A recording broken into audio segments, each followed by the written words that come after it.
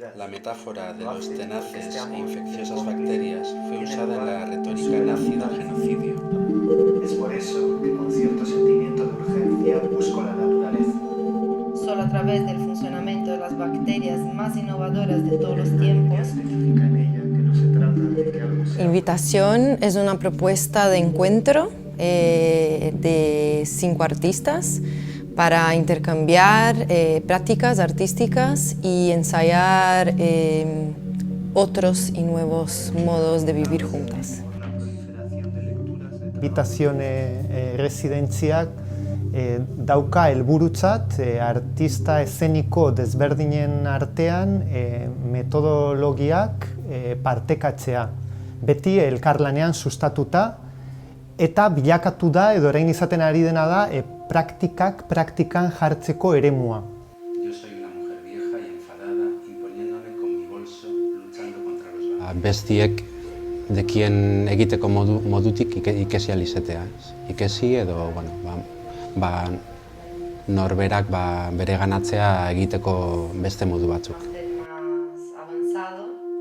Surgió una pandemia en el medio del proyecto. Todo lo que teníamos más o menos así como ideado ha tenido como que ser reescrito. Hemos empezado a ocupar los espacios de las casas, mucha calle, ¿no? Pasándonos a bosques, a playas, o sea, como que de repente y eso nos dio muchas nuevas cosas y muchas cosas y relaciones inesperadas en relación a lo que estábamos proponiendo, las inquietudes que teníamos, porque cambiar el espacio de esa manera cambia todo, ¿no? Lo que yo creo que pensábamos que iba a pasar o a ocurrir, que iba a pasar aquí en Wikitoki, en lugares como de la ciudad, de repente se ha desbordado y han pasado cosas, este compartir prácticas en otros lugares que no pensábamos que estaban en la naturaleza, que estaban en la calle, que estaban en otros lugares como digamos no normativos, ¿no? O no donde pensábamos que iba a ocurrir.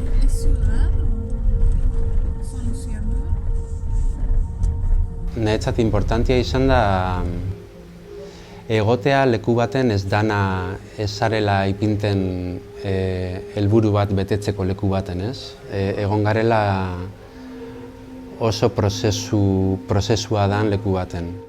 No hemos producido para el sistema de producción del arte. Hemos ejercitado un estado de ofrecer y ofrecerse al otro.